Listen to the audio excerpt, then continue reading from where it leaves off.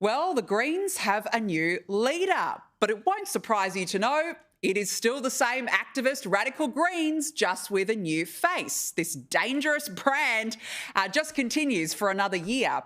Queensland Senator Larissa Waters was elected unopposed for the role, and have a listen to her mission statement. We stand firm always on social justice and human rights, whether that's First Nations justice, whether that's a free Palestine, whether that's peace and human rights globally. We will always be there calling out atrocities. I'm calling today for a progressive parliament and a politics with heart. That's what we desperately need.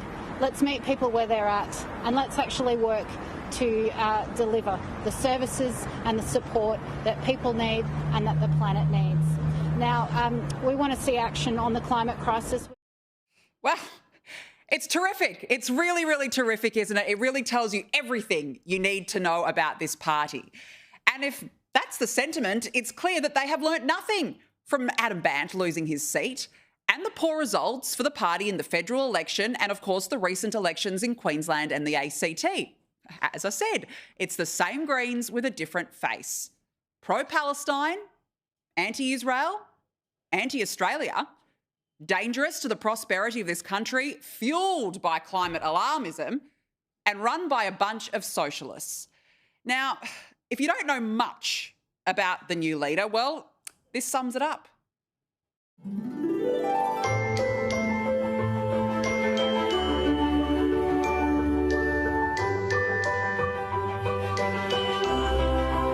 Liberals and the coal and gas industry are doing everything they can to slow down action on the climate crisis. They're spruiking nuclear, which, as we all know, would simply prolong coal and gas, and they're pouring time and money into undermining the transition to renewables. Right now, hard-working people are paying way too much for the basics, while 1 in 3 big corporations pays no tax at all.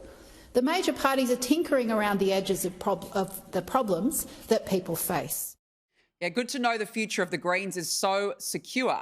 Now, look, I will say this, though. Larissa Waters is probably the better option out of Maureen Faruqi and Sarah Hanson-Young. But that's just the issue, because Faruqi is staying on as deputy. Now, this is a woman who wants reparations for Pakistan, wears a keffiyeh on the Senate floor, and has proudly boasted anti-Israel sentiment. The coalition is morally bankrupt when it comes to Palestine, and Labour has shown itself to be heartless, gutless cowards. Today, we bring the people's protest into Parliament. Free, free Palestine! The Albanese government has been complicit in the genocide in Gaza, and they have failed to take strong action against Israel's war crimes. And does Hamas need to be dismantled?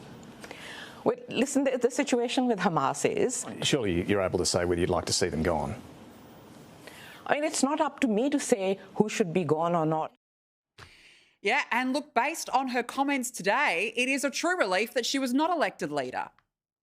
Migrant and multicultural communities have, in the tens of thousands across Sydney, across Brisbane, across Melbourne, backed our strong stand against the genocide in Gaza. To the right-wing media, to the billionaires, to the big corporations, and to the Albanese government, this is our message. We are not going to take a step backwards on action on climate, on the environment, on housing, and for justice for Palestine.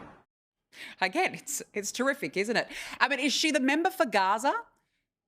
Who does she want to be in the Australian Senate? Because clearly more anti-Israel sentiment is to come. She does not represent the values of our country. She certainly does not represent us as Australians who are actually proud of this country. She represents herself, her own activist causes, Palestine and Pakistan.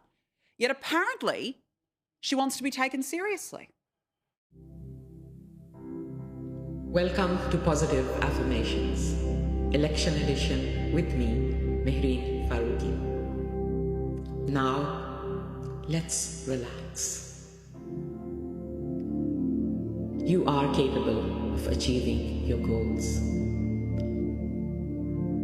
You radiate green, positive energy. You are always growing and learning, especially when university and TAFE is free. Oh, don't know about you at home, but I'm really feeling that Marine Faruqi positive energy, feeling those vibes, feeling zen all of a sudden. It's really uplifted me for the evening. In fact, I really hope that you at home are really reaping those vibes of the Deputy Leader of the Greens Party. Wonderful, wonderful. And look, this is a woman who could have been leader of the party today. I mean, this is the funniest part, because there were reports that former Greens Senator, now independent Lidia Thorpe, had been using a Greens First Nations faction to meddle in the minor party's leadership battle. The Australian Greens First Nations network agitated for Senator Marine Faruqi to be elected through widespread emails and a formal endorsement last week. In fact, one senior Greens source even told The Australian Lidia Thorpe wants back in the Greens. There's no secret in that. I mean, good grief.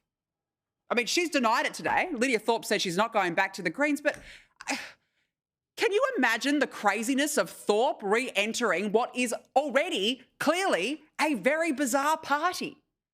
Now, Sarah Hanson-Young had been considered as the only other genuine alternative for leader, but as in this Sarah Hanson-Young. On the eve of the election, have you sold out your environment credentials for a rotten, stinking extinction salmon? Extinction salmon. Gee, it really was slim pickings over at the Greens, wasn't it? And look, despite losing 3 of their 4 lower house seats, Labor will have to rely on them to get legislation through the Senate. But Adam Bandt is gone, and clearly it is the same old loopy Greens. What a cluster.